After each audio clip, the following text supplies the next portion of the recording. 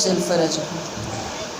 کنیزان سیدہ، عزاداران سید الشہداء، گزشتہ 2 دنوں سے جو آپ کے سامنے عرض پر پائی ہوں 2 مجالس میں، اور آج بھی جو ارادہ ہے وہ تمام باتیں، تمام نقطات، وہ ساری گفتگو سورہ مبارکہ انعام کے جو 6واں سورہ ہے قرآن مجید کا، اس کی ایک آیت مبارکہ پہ مبنی ہے۔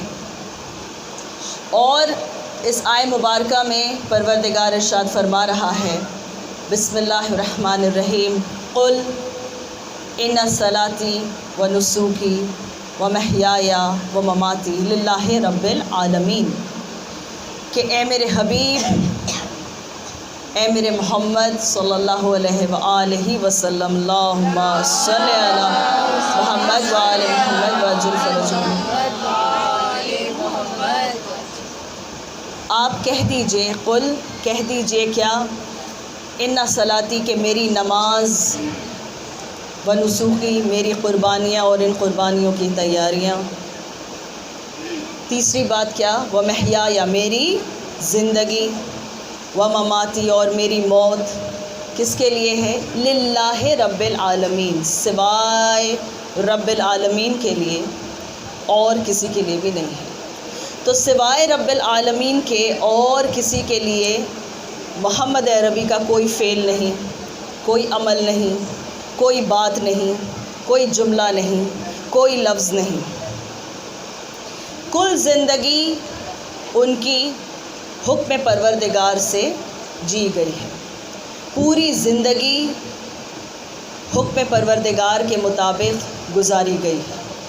اور ہم نے اس کے پہلے عرض کیا تھا، دیکھا تھا کس طرح کہ ہماری زندگیوں میں کیا کچھ ہوتا ہے جو اللہ کے سوا ہر کسی کے لیے ہوتا ہے، لیکن یہ محمد کا کمال ہے اور یہ ان کا مرتبہ ہے، یہ نبی کا کمال ہے کہ ان کی زندگی میں یا نماز ہے یا قربانی ہے، اس کے سوا تیسری کوئی چیز نہیں، اور سب کچھ صرف مرضی پروردگار کے مطابق ہے۔ ایک درود پڑھیں مل کر۔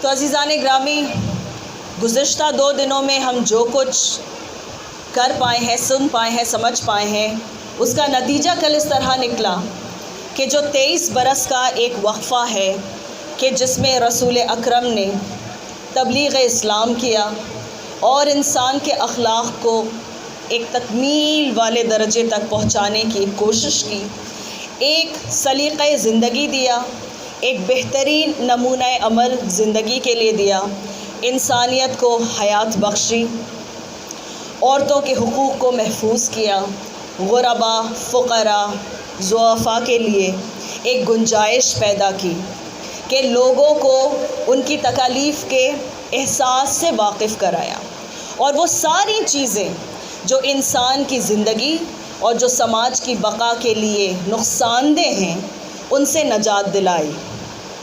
23 برس کے اعلانیہ اس تبلیغی دور میں میرے نبی نے کیا کیا، انسان کے نفس کو پیوریفائی کیا ہے نا، تمام تر جو غلطیاں تھیں، جو خامیاں تھیں، جو شیطنت کی طرف انسان کے نفوس راغب تھے، ان سب کو پلٹ کر اللہ کا راستہ دکھایا، اور اس خوبصورتی سے دکھایا کہ پہلے خود عمل کیا اور بعد میں دوسروں سے کہا، پہلے خود عمل کر کے دکھایا اور بعد میں دوسروں سے کہا۔ عزیزان گرامی، یہ بھی ایک بہت اہم پیغام ہے ہم سب کے لیے کہ جب ہم یہ کوشش کریں کہ ہم کسی کی اصلاح کریں تو پہلے اپنی اصلاح کر لیں، پہلے ہم اپنی اصلاح کر لیں، تب کسی اور کی طرف آگے بڑھنے کی کوشش کریں۔ یہ ہے امانت داری، یہ ہے سچائی۔ تو عزیزان گرامی، آج کی گفتگو بھی وہیں سے شروع ہوگی کہ جہاں کل ہم نے اس بات کو چھوڑا تھا۔ ہم نے یہ دیکھا کہ اس 23 برس کے وقفے میں جو پہلا جملہ رسالت مآب نے کہا جبل فاران سے، وہ کیا تھا، قولوا لا الہ الا اللہ تفلحوا، کہ اے لوگوں کہو لا الہ الا اللہ اور فلاح پا جاؤ۔ کامیابی پا جاؤ، کامرانی پا جاؤ، ذلت سے دور ہو جاؤ، عزتوں کی طرف آؤ، ذلت سے دور ہو جاؤ، کہو لا الہ الا اللہ، اللہ کی توحید کی گواہی دو، مان لو، دل میں نور توحید کو اترنے دو، اللہ کو پہچانو، اس معبود کو پہچانو کہ جس کے سوا کوئی لائق عبادت نہیں، اس معبود کو پہچانو کہ جس کے سوا لائق عبادت کوئی نہیں ہے۔ تو عزیزان گرامی، یہ جملہ ایسا ہے کہ تاریخ نے اس جملے کے منکروں کو، اس سے انکار کرنے والوں کو کیا لکھا؟ کافر لکھا نا۔ بھائی جو لوگ اس وقت لبیک کہہ کر نہیں آئے وہ سب کافر تھے، وہ لاکھ بعد میں تبدیل ہو گئے ہوں، لاکھ بعد میں دل تبدیل ہو گئے ہوں، لاکھ کبھی مال غنیمت کے لیے، کبھی حمزہ کی تلوار سے ڈر کر دل تبدیل ہو گئے ہوں، لیکن بہرحال اس وقت جس نے اس جملے کے لیے لبیک نہیں کہا، تاریخ نے اسے کافر لکھا۔ جو آخری جملہ نبی کی زندگی کا ہے، انی تارکن فیکم الثقلین کتاب اللہ و عترتی اہل بیتی، کہ دیکھو تمہارے درمیان دو گرا قدر چیزیں چھوڑے جا رہا ہوں، ایک قرآن اور ایک اہل بیت، ان دونوں سے متمسک رہنا، تب کہیں تم جا کے گمراہی سے بچ سکو گے۔ تو عزیزان گرامی، جس نے رسول کے اس آخری جملے کا انکار کیا اسے تاریخ نے لکھا منافق، کیونکہ جس نے سب کچھ دیکھا اور دیکھنے کے بعد بھی اس رسول کی بات کو تسلیم نہیں کیا، جس نے وہاں پر وعدہ کیا لیکن وعدہ خلافی کر دی، جس نے وہاں تو گردن ہلا دی لیکن بعد میں منہ پھیر لیا، وہ سب کے سب کیا ہیں؟ منافق۔ عزیزان گرامی، کسی کو لیبل کرنے کی ہمیں کوئی ضرورت نہیں۔ اللہ کے نزدیک ایمان کا صرف ایک ہی معیار ہے، صرف ایک ہی معیار، غور سے سنیے کہ اللہ کے نزدیک ایمان کا صرف ایک معیار ہے، اور وہ ہے محمد سے وفاداری، وہ ہے نبی سے وفاداری۔ اگر کوئی نبی کا وفادار ہے ہماری سراخوں پر، اور اگر کوئی ان کا غدار ہے تو ہم اسے کہیں کا نہیں سمجھتے۔ ایک درود پڑھیں مل کر۔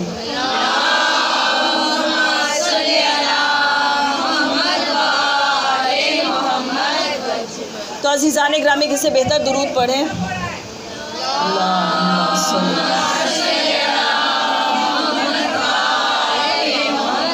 وَعَجِّلْ فَرَجَهُ۔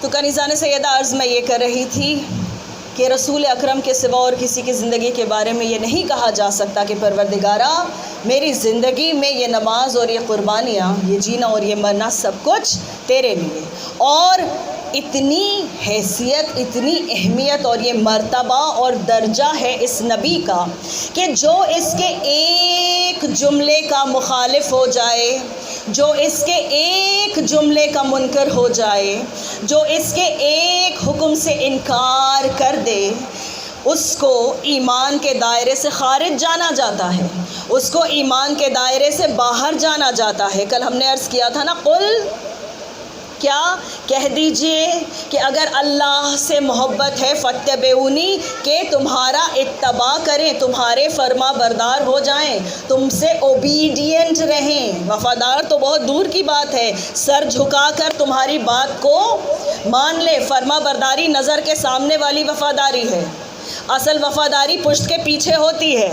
عزیزان گرامی، میرے چہرے پر آپ مسکرا کر کہیں ہم آپ کو بہت مانتے ہیں، بہت چاہتے ہیں، بڑی عزت کرتے ہیں، میں مان لوں گی، لیکن کل اگر کوئی خدا نخواستہ میری دو برائیاں آپ کے سامنے کہے اور آپ اگر مزے لے کر اسے سنیں، اسی لیے اسے گناہ کہا جاتا ہے۔ عزیزان گرامی، غداری کو اللہ پسند نہیں کرتا، اور پھر عام انسان سے، مسلم بھی نہیں، مومن بھی نہیں، عام انسان سے یہ غداری ہے کہ اس کی غیبت کی جائے، اس کے بارے میں برا کہا جائے، اس کی اچھائیوں کو چھپایا جائے، اس کی عظمت کو چھپایا جائے، اس کی خصلتوں کے بارے میں جھوٹ پھیلایا جائے۔ تو عزیزان گرامی، اگر یہ غداری کسی عام انسان کے لیے اللہ برداشت نہیں کرتا تو اپنے حبیب کے لیے کیسے کرے گا؟ ایک درود پڑھیں نا مل کر۔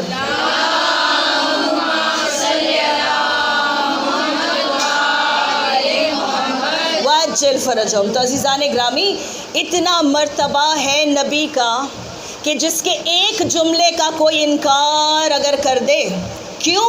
اس لیے کہ یہ جملہ کبھی اپنی مرضی سے کہتا ہی نہیں، اس کی زبان پر وحی کے تالے ہیں، اس کی زبان پر وحی کے تالے ہیں۔ جب تک اللہ کی وحی نہیں ہوتی یہ اپنی زبان کو جنبش بھی نہیں دیتا، لہٰذا جو اس کے ایک کہے ہوئے جملے کا انکار کر دے وہ ایمان سے خارج ہو جاتا ہے، جو اس کی کہی ایک بات سے انکار کر دے وہ ایمان سے خارج ہو جاتا ہے، جو کسی ایک بات کو نکار دے اور اسے منہ پھیر لے وہ ایمان سے خارج ہو جاتا ہے۔ تو وہ کہ جو اس کے عصمت کا قائل نہیں ہے، وہ کہ جو اس کے علم سے انکار کرتا ہے، جو کہتا ہے کہ نہ پڑھنا جانتے تھے نہ لکھنا جانتے تھے، اس کا کیا حشر ہونے والا ہے؟ جو یہ کہے کہ معصوم نہ تھے معاذ اللہ، اس کا کیا حشر ہونے والا ہے؟ جس نے ان کے علم سے انکار کیا، جس نے ان کے اعجاز سے انکار کیا، جس نے ان کی طہارت و عصمت سے انکار کیا، جس نے یہ کہا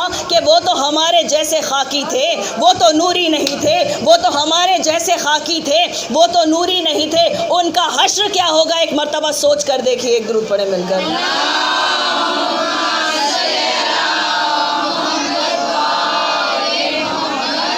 اللہ کے نزدیک محبت کا معیار صرف ایک ہے، وفاداری حبیب، وفاداری محمد۔ تو عزیزان گرامی کیا کہا کہ کہہ دیجئے محمد کہ آپ نے اتنی امانت داری کی ہے کہ آپ کی پوری زندگی صرف اللہ کے لیے ہے، للہ رب العالمین، صرف اور صرف اللہ کے لیے ہے۔ اور عزیزان گرامی زیادہ دور جانے کی ضرورت نہیں، انسان نے اس لیے انکار کیا اس بات سے کہ محمد نور ہیں خاکی نہیں ہیں، نوری ہیں خاکی نہیں ہیں، فرشی نہیں ہیں عرشی ہیں، اس بات سے انکار صرف اس لیے کیا کہ اگر انہیں نور مان لیتے تو ان کی عصمت کو ماننا پڑتا، اگر ان کی عصمت کو مان لیتے تو اس بات کو ماننا پڑتا کہ ان کے اجداد بھی پاک و طاہر تھے۔ ایک درود پڑھے مل کر۔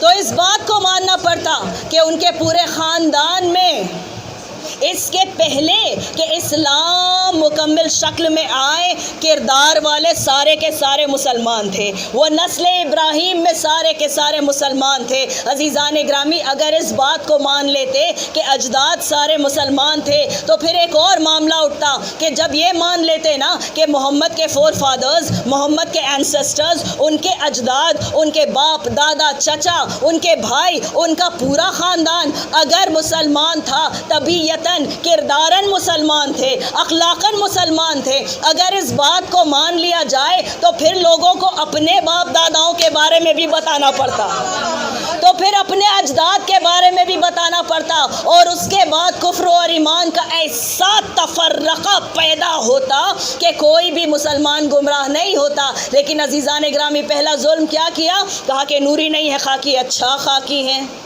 اچھی بات ہے، کہا علم نہیں تھا معاذ اللہ، ان کو تو کسی اور نے پڑھایا، کسی اور نے لکھایا۔ تو پھر مجھے یہ بتایا جائے، پھر مجھے یہ بتایا جائے کہ قرآن کیا کہہ رہا ہے؟ قد جاءکم من اللہ نورا و کتاب مبین، قد جاءکم من اللہ نورا و کتاب مبین، کہ اللہ کی جانب سے تمہارے پاس ایک کتاب آئی ہے اور اس کے ساتھ ایک نور آیا ہے، ایک کتاب آئی ہے اور اس کے ساتھ ایک نور آیا ہے۔ یہ تو ہمارے جیسے کم علم جاہل بھی جانتے ہیں کہ نورم و کتاب مبین یعنی نور اور کتاب، نور اور کتاب۔ اور اگر اہمیت نور کی زیادہ ہے یا کتاب کی زیادہ ہے سمجھنا ہے تو ترتیب آیت کو دیکھیے کہ پہلے نور کا ذکر ہے، اس کے بعد کتاب کا ذکر ہے۔ نہیں ایک اور ایگزامپل دے کے اس بات کو کلیئر کر دوں، الذی خلق الموت والحیات لابلوکم ایکم احسن عملا، ہے نا؟ ہم سب جانتے ہیں پروردگار نے کہا میں نے موت کو خلق کیا اور حیات کو خلق کیا، میں نے موت کو خلق کیا اور حیات کو خلق کیا۔ جب معصوم سے پوچھا گیا کہا موت کا ذکر اس لیے پہلے ہے کیونکہ وہ زیادہ بڑی حقیقت ہے، کیونکہ وہ زیادہ بڑی حقیقت ہے، تو جس کا زیادہ اہمیت ہے، جس کا زیادہ ویلیو ہے، جس پہ زور ہے اس جملے کا، وہ پہلے آئے گا۔ قد جاءکم من اللہ، اللہ کی طرف سے تمہارے پاس آیا کیا؟ نورم و کتاب مبین، ایک روشنی ہے اور اس کے ساتھ اللہ کی کتاب ہے۔ مجھے غور سے بتائیے، سوچ کر بتائیے، یہ ماشاءاللہ بچے بیٹھے ہیں میرے سامنے، میں ان کے ہاتھ میں ایک الفابیٹ کی بھی کتاب دے دوں اور یہ ساری روشنیاں گل کر کے ان سے کہوں پڑھو، تو کیا پڑھیں گے؟ اگر ان سے کہوں کہ پڑھو تو کیا پڑھیں گے؟ ایک عام کتاب اس دنیا کی، ایک عام کتاب اس دنیا کی روشنی کے بغیر پڑھی نہیں جا سکتی، تو وہ کہ جو خدا کا حرف آخر ہے، وہ جس کو خدا اپنی حجت کہتا ہے، وہ جو کہتا ہے that this is my final word، اس کے بعد مجھے تم سے کوئی بات نہیں کرنی، اس کے بعد اور کوئی بات نہیں ہوگی۔ یاد رکھو یہ میرا حرف آخر ہے، میں نے جو کہنا تھا کہہ دیا، اب اس کے بعد کوئی بات نہیں ہوگی۔ اب مجھ سے بات کرنے کا دل چاہے تو اسے کھول لو، اب مجھ سے بات کرنے کا، میری بات سننے کا جی چاہے تو اسے کھول لو۔ قد جاءکم من اللہ نورم و کتاب مبین، الحمدللہ ہم سب جانتے ہیں کہ کتاب کیا تھی، لیکن ہم سب یہ مانتے نہیں کہ نور کون تھا۔ بھائی اختلاف ہمیشہ نوری پہ ہوتا ہے، اختلاف ہمیشہ روشنی پہ ہی ہوگا،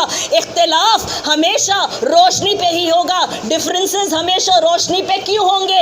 اس لیے کہ جو ایماندار ہے اسے روشنی چاہیے، جو بے ایمان ہے اسے اندھیرا چاہیے۔ ایک درود پڑھیں مل کر۔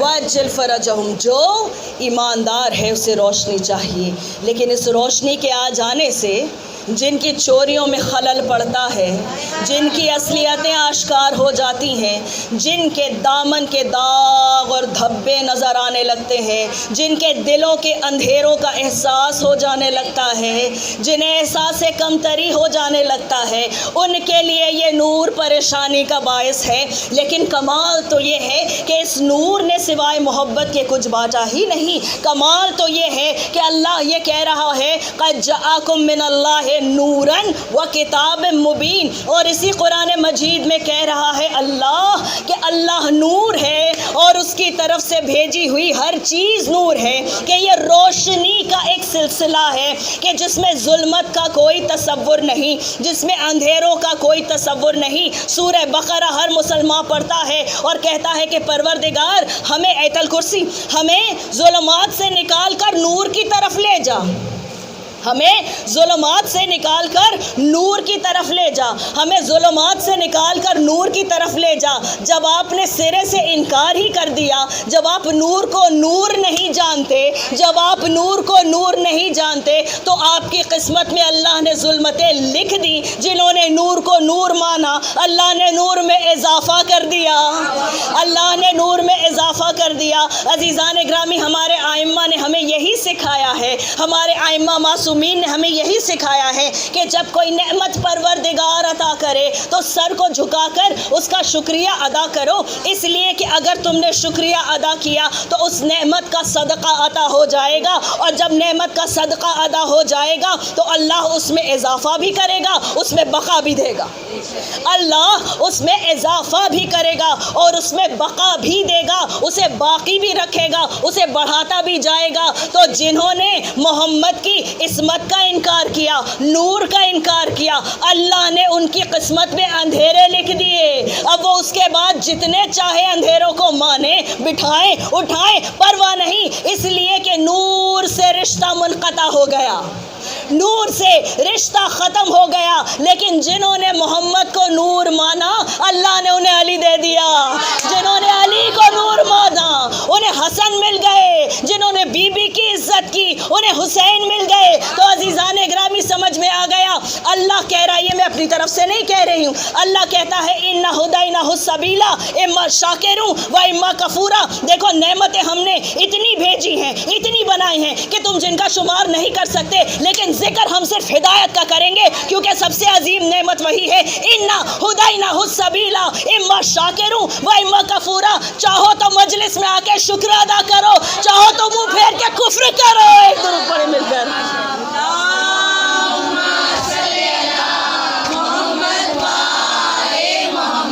وَعَجِّلْ فَرَجَهُمْ، چاہو تو عزاداری کر کے شکر کرو، اور چاہو تو نہ کر کے کفر کرو، چاہو تو امام زمانہ عجل اللہ تعالی فرجہ الشریف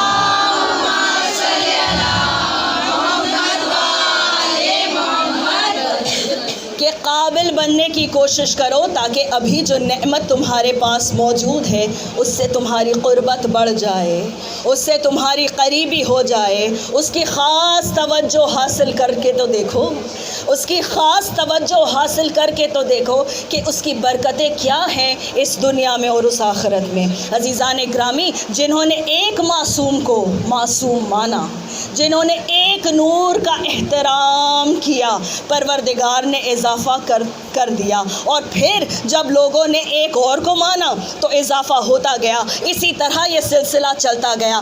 اب لوگ اگر آپ سے پوچھیں کہ یہ اثنا عشری کیا ہے، لوگ اگر آپ سے پوچھیں یہ 12 کہاں سے آ گئے، لوگ اگر آپ سے پوچھیں کہ یہ 14 کہاں سے آ گئے، کہیں ان سے کہ بھائی ہمیں تو اللہ نے بتایا ہے، ہمیں تو اللہ نے بتایا ہے، اور اس نے بتایا ہے کہ جس کو اللہ نے بتایا ہے، اس کو بتایا ہے کہ جس کو اللہ نے بتایا ہے، تم ظلمات میں الجھے رہو، تم جہالتوں میں الجھے رہو، تم جاہلوں کی پیروی کرتے رہو، اس لیے کہ تم نے اس کو جاہل کہنے کی گستاخی کی ہے کہ جو شہر علم ہے، اس لیے کہ تمہاری رسائی اس شہر علم کے دروازے تک نہیں ہے، تمہارا وہ رشتہ بابل شہر علم سے نہیں ہے۔ انا مدینۃ العلم وعلی بابھا، تم تو کہو گے ہی ایسا کہ کچھ نہیں جانتے تھے، کچھ نہیں پڑھنا جانتے تھے، کچھ نہیں لکھنا جانتے تھے، کیونکہ اگر تم نے مان لیا کہ لکھ سکتے تھے تو پھر اس سند کو ماننا پڑتا جو میری شہزادی دربار میں لے کے پہنچی تھی۔ ایک درود پڑھیں مل کر۔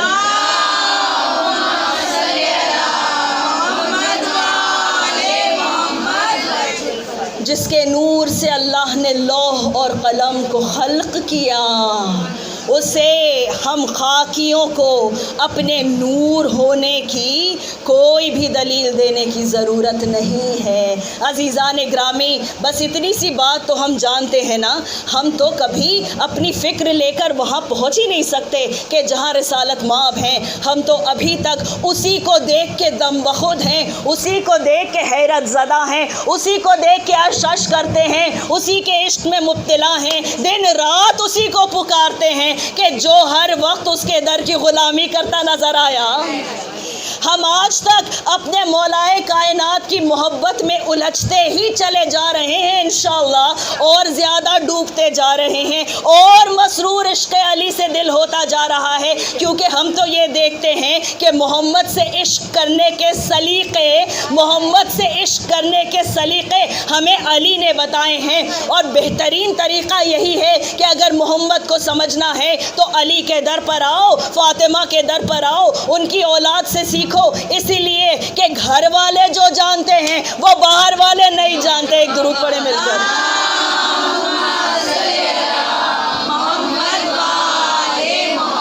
وَعَجِّلْ فَرَجَهُمْ۔ اب عزیزان گرامی دیکھیے کہ بغض آل محمد میں لوگوں نے کس قدر علمی بحثیں کر رکھی ہیں۔ کہتے ہیں کہ بھائی آپ نے وہ آیت نہیں پڑھی، سنی نہیں کبھی، آپ تو دھیان دیتے نہیں ہیں قرآن پہ۔ ہاں بھائی، کسی حد تک یہ شکایت شاید آپس میں ہم جانتے ہیں کہ جائز بھی ہے نا۔ بھائی جس کے پاس ایسی دولت ہو، قرآن مجید سب کے گھر میں ہے، لیکن اس کو سمجھنے کی توفیق ہر کسی کے پاس نہیں، اور وہ راستے جو ہے نا کہ جن سے اس علم سے استفادہ کیا جا سکتا ہے وہ ہر کسی کے پاس نہیں ہے، آپ کے پاس ہے، آپ کے پاس ہے۔ تو علمی بحث کیا ہے کہ خود انہوں نے کہا کیا، قل انما انا بشر مثلکم یوحی الیہ، کہ اے میرے حبیب ان سے کہہ دیجئے کہ میں بھی تمہاری طرح ایک بشر ہوں، بشرم مثلکم، بشرم مثلکم، تمہارے جیسا ایک بشر ہوں۔ پھر ایک کنڈیشنز اپلائی، ایک کلوز آ گیا، کیا؟ یوحا الیہ، مجھ پہ وحی آتی ہے، مجھ پہ وحی آتی ہے۔ اب عزیزان گرامی، آپ جو چاہیں کہہ لیں کہ یہ نظر کی وسعت نہیں ہے، نظر میں بصیرت نہیں ہے، بصارت نہیں ہے، بھائی نور سے ہی رشتہ ختم ہو جائے تو انسان عقل سے نابینا تو ہو ہی جاتا ہے۔ اب ایک ہی آیت مبارکہ ہے، اتنے بڑے جملے پہ درود نہ پڑے تو کیا؟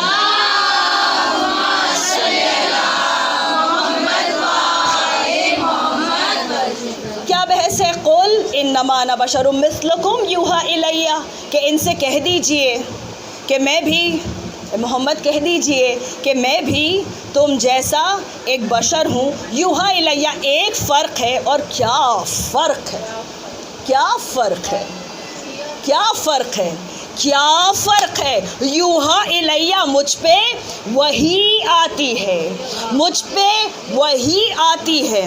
عزیزان گرامی، ہماری بات تو ہماری اولاد نہیں سنتی، ہم سے بات تو ہمارے رشتہ دار نہیں کرنا چاہتے، ایسا ہے یا نہیں؟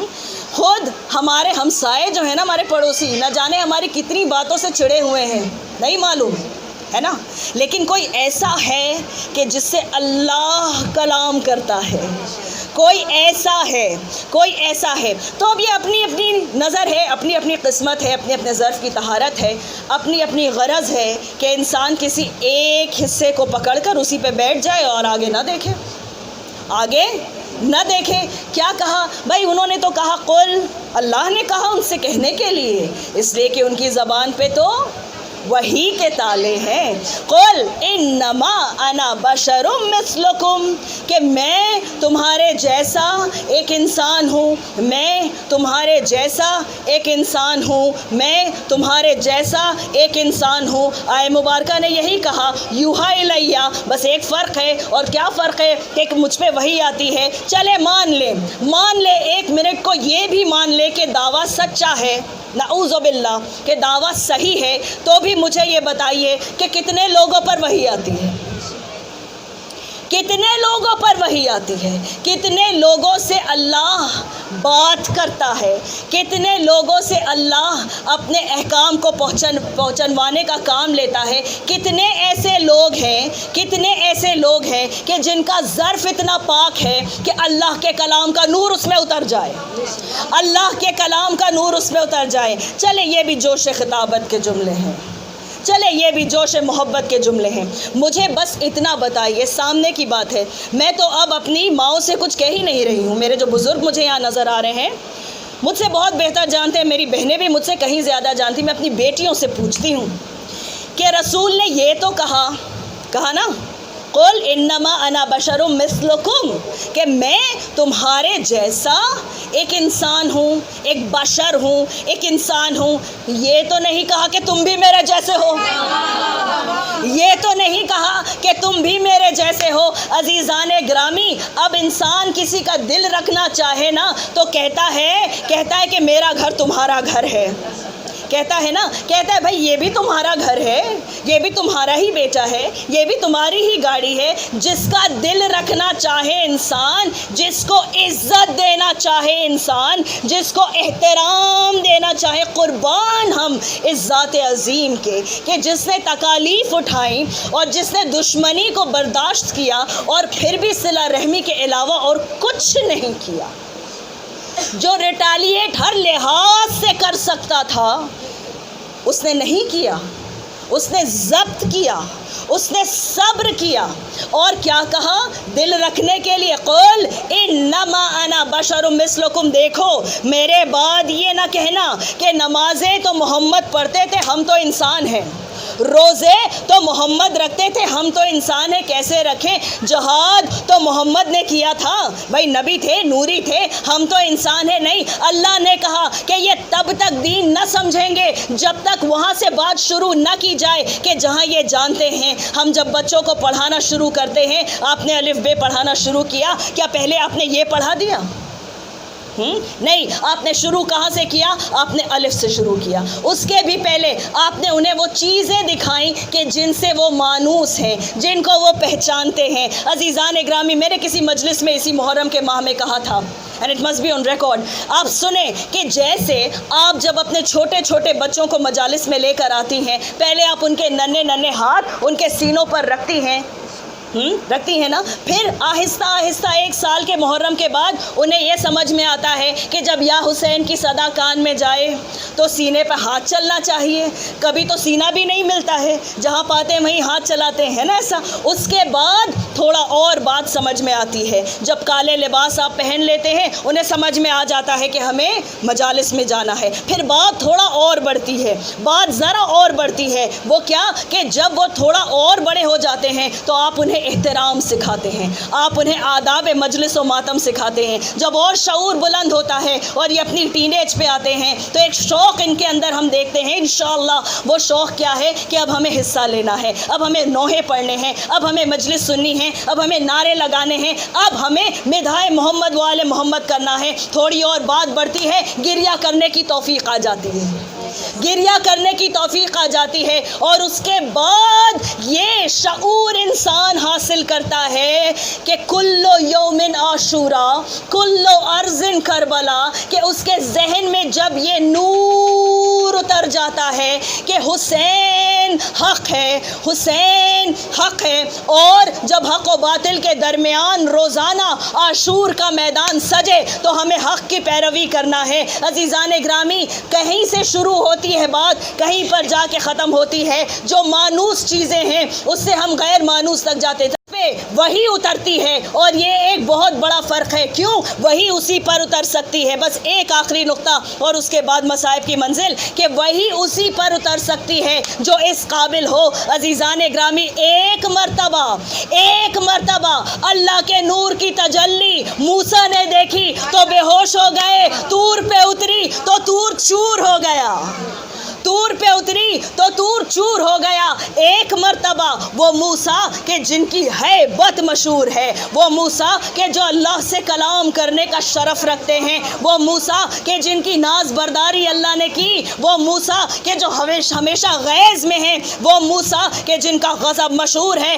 عزیزان گرامی، وہ موسیٰ ایک مرتبہ اس نور کی تجلی کو دیکھ کر بے ہوش ہو گئے. اور وہ طور کہ جس پہ جا کے اللہ سے بات کرتے تھے، وہ طور اس تجلی سے چور ہو گیا. اب میں کتنے ہزاروں سلام کروں اپنے محمد کے اس پاک سینے پر کہ جس پہ 6666 آیات اترتی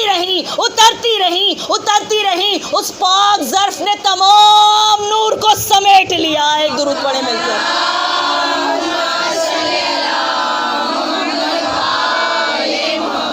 وَعَجِّلْ فَرَجَهُمْ. عزیزان گرامی، جناب موسیٰ کی قوم میں ایک آدمی تھا، بہت سرسری میں پیش کر رہے ہیں، کہ جس کے بارے میں اللہ نے حکم کیا کہ موسیٰ فلاں قریے میں جاؤ. وہاں ایک گاؤں ہے کہ جہاں ایک لاش ایسی پڑی ہے کہ جسے قریے والوں نے جہاں غلاظت ہے، جہاں کچڑا ہے، وہاں پھینک دیا ہے اور وہ اسے دفن نہیں کرنا چاہتے.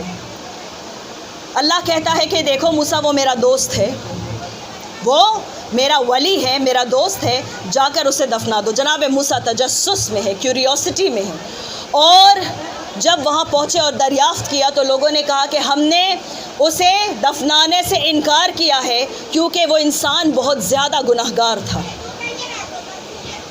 وہ انسان بہت زیادہ گناہگار تھا. عزیزان گرامی، جناب موسیٰ کا تجسس اور بڑھ گیا کہ جس کو اللہ اپنا ولی کہے، جس کو اللہ اپنا ولی کہے، لوگ اسے دفنانے سے انکار کر رہے ہیں اور سارے لوگ یکجا ہو کر کہہ رہے ہیں. یہ عجیب بات ہے. عزیزان گرامی، جب جناب موسیٰ نے اللہ سے پوچھا کہ اللہ وجہ کیا ہے، یہ بات کیا ہے، تو مجھ پر اس بات کو آشکار کر، تو اللہ نے جواب دیا کہ اے موسیٰ، قریے والے بھی جھوٹ نہیں کہتے، وہ گناہگار تھا، لیکن موسیٰ اس کی ایک عادت تھی کہ جب وہ توریت پڑھتا تھا اور جب میرے آخری نبی محمد کا نام آتا تھا تو وہ اس نام کو چومتا تھا، وہ اس نام کو اپنی آنکھوں سے لگاتا تھا۔ عزیزان گرامی، وہ چیز کہ جو گناہگار کو ولی اللہ بنا دے وہ محبت ہے محمد کے نام سے۔ جس کے نام کی یہ تاثیر ہے اس کی آل کی کیا تاثیر ہوگی،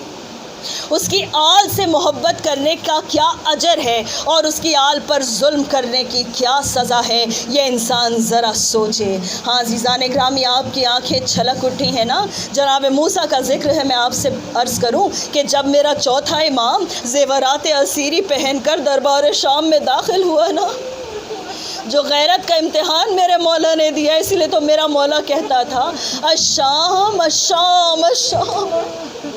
شرابی کا دربار ہے اور اس میں علی و فاطمہ کی بیٹیاں ہیں۔ ہاں عزیزان محترم، میرا مولا جس وقت وہاں پہنچا اور جب میرے مولا نے وہ خطبہ دیا کہ جس نے ظالم کے چہرے کو بے نقاب کر دیا، ایک مرتبہ ایک شخص آگے بڑھ کر کہتا ہے کہ مجھے یقین نہیں ہوتا کہ یہ مسلمان ہیں کہ جنہوں نے محمد کے نواسے کے بیٹے کو اس طرح باندھ کر رکھا ہے، مجھے یقین نہیں آتا۔ وہ کہتا ہے کہ میں موسیٰ کی 37ویں نسل سے ہوں، اور تم جانتے ہو میں یہودی ہوں۔ میرا احترام کیا ہے؟ میرا احترام یہ ہے کہ جب میرا گھوڑا سڑک سے گزر جاتا ہے تو میری قوم کے لوگ میری گھوڑے کی سموں کی خاک کو اٹھا کر اپنے پاس جمع کرتے ہیں، کہتے ہیں یہ نبی زادہ ہے۔ 37ویں نسل ہے، کتنا فاصلہ آ گیا۔ پھر وہ یہودی کہتا ہے وائے ہو اس امت پر کہ جس نے اپنے نبی کے خاندان کو اس حال میں رکھا ہے۔ آپ کے گریہ کی صدا بلند ہوئی نا، مجلس عزا کامیاب ہوئی۔ عزیزان گرامی، یہ بعد از کربلا نا مصائب یا حسین کے یتیم کے ہیں یا حسین کی یتیمہ کے ہیں، مصائب یا حسین کے یتیم کے ہیں یا حسین کی یتیمہ کے ہیں۔ اور آپ خود سننا چاہیں گے، آپ خود سننا چاہیں گے کہ میرا چوتھا امام کیا کہتا ہے۔ بڑے سرسری انداز سے میں پیش کر رہی ہوں، میں جانتی ہوں زیادہ وقت نہیں ہے ہمارے پاس۔ ہاں عزیزان گرامی، میرا مولا اپنے ایک ذاکر کے خواب میں آیا۔ یہ ذاکر اتنے مشہور ہیں، ان کا نام ہے حسین بخش۔ عزیزان گرامی، انہیں شہنشاہ مصائب کہا جاتا ہے۔ آج جتنی روایات آپ سنتی ہیں کہ جو مستند روایات ہیں، یہ سب ان کی محنت ہے، یہ سب ان کی محنت ہے۔ مومن جب قصد کرتا ہے نا کسی نیک کام کی تو اللہ اس کی مدد کرتا ہے۔ یہ شہنشاہ مصائب ہے، نام یاد رہے گا، حسین بخش۔ ہاں عزیزان گرامی، ان کے خواب میں جب میرے چوتھے امام آئے نا، ایک مرتبہ حسین بخش کہتے ہیں کہ میں قدموں سے لپٹ گیا، میں نے کہا مولا کچھ نوکری میری قبول ہوئی، مولا میری زندگی صرف کر دی کہ آپ کے بابا کے آپ کے خاندان کے مصائب میں لوگوں کے سامنے لا سکوں۔ میرے مولا کا جواب سنیں گے۔ میرا مولا کہتا ہے کہ اے حسین بخش شاباش تیری محنتوں کو، لیکن یہ سن لے کہ کربلا کے واقعے سے لے کر اب تک، یعنی 1350 برس تک، کربلا کے واقعے سے لے کر اب تک جہاں بھی میرے بابا کے نام سے کوئی رویا ہے، جہاں بھی مجلس حسین ہوئی ہے، جب بھی ہم نہیں جانتے کہاں ہوئی ہے، جب بھی میرے بابا پر کسی نے گریہ کیا ہے، ہماری مصیبتوں پر کوئی رویا ہے، اے حسین بخش اگر ان تمام آنسوؤں کو ایک جگہ کر دے، اگر اس تمام گریہ کو ایک جگہ کر دے تو بھی یہ اتنا گریہ، اتنے ہزار آنسو اور اتنی صدیوں کی عزاداری اس ایک تماچے کے غم کو نہیں مٹا سکتی جو میری بہن کے چہرے پر مارے گئے، جو میری بہن کے چہرے پر مارے گئے تھے۔ میرا مولا اسی لیے کہتا تھا مجھے میری بہن کے سوالوں نے بہت اذیت دی، اس کے معصوم سوالوں نے مجھے بہت رلایا۔ عزیزان گرامی، وہ بچی کہ جس کا سینہ اونٹ کی پشت سے باندھ دیا گیا تھا، وہ لاغر اونٹ کہ جو چل نہ سکتا تھا، جب اتارا گیا اونٹ کی پشت پر دونوں طرف سے خون بہ رہا تھا۔ ارے بچی سیدھے کھڑی نہیں ہو پاتی تھی۔ جب سفر کسی نے ایسے کیا ہو نا، کتنا انتظار کیا ہوگا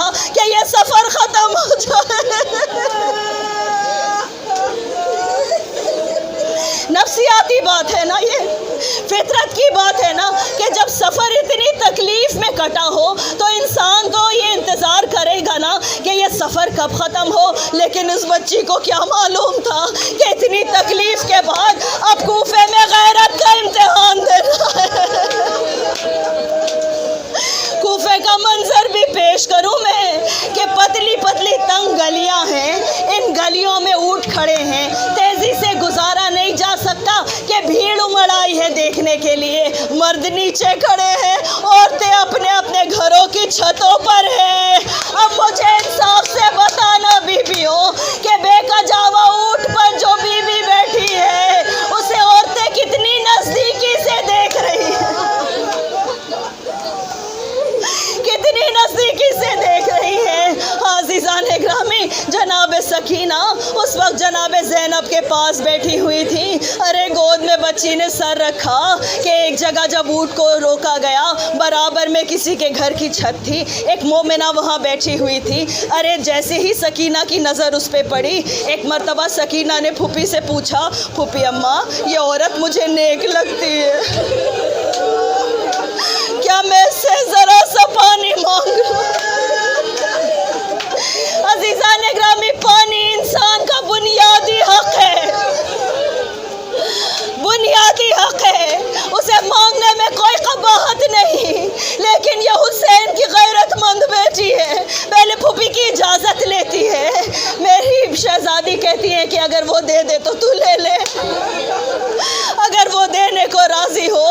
ایک مرتبہ جیسے ہی اس مومنہ نے یہ سنا، اپنی کنیز سے کہا جاؤ جلدی سے پانی لے آؤ اور کچھ کھانے کا سامان لے آؤ، دیکھتے نہیں قیدی ہے۔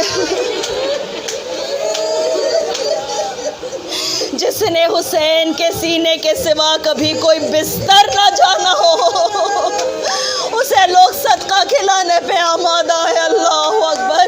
ایک مرتبہ اس بی بی سے اس مومنہ نے پوچھا کہ اے بی بی یہ تو بتاؤ کہ اس بچی کا حال ایسا کیوں ہے؟ ارے اس نے دیکھا نا کہ بال پہ خاک ہے، کان سے خون روا ہے، کندھوں پر جو کپڑا ہے اس پر خون سوکھ چکا ہے، چہروں پر الگ الگ جگہوں پر تماچوں کے نشان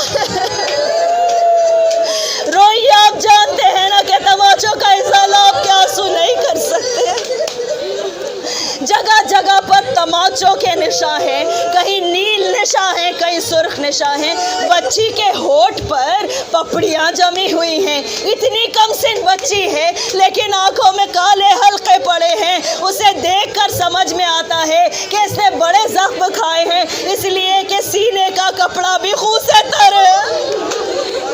اسی لیے اس مومنہ نے پوچھا کہ بی بی اس بچی کا حال ایسا کیوں ہے؟ میری بی بی کا جواب سنے کہ دل چاک ہو جاتا ہے۔ میری بی بی رو کر کہتی ہے، ٹھنڈی آہ بھر کر زینب نے جواب دیا کہ میں کیا بتاؤں، یہ بچی یتیم ہے،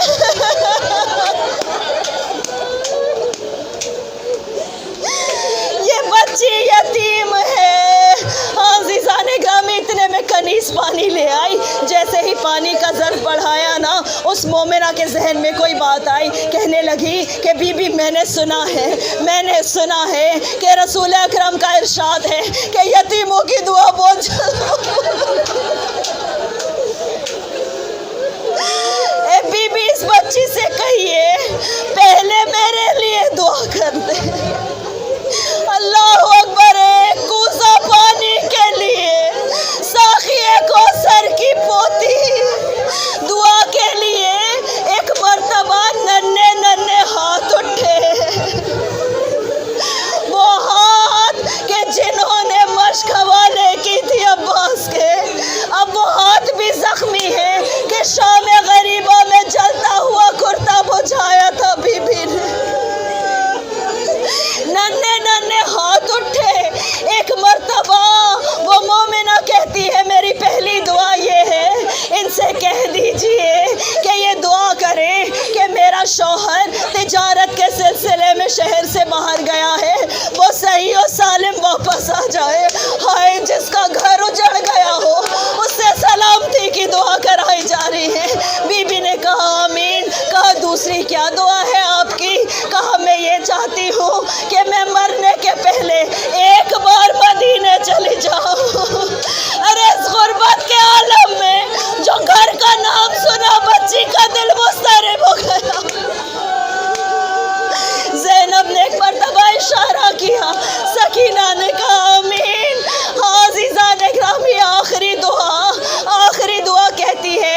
جب میں مدینے پہنچ جاؤں تو میں اپنی شہزادی زینب اور اپنے شہزادے حسین کی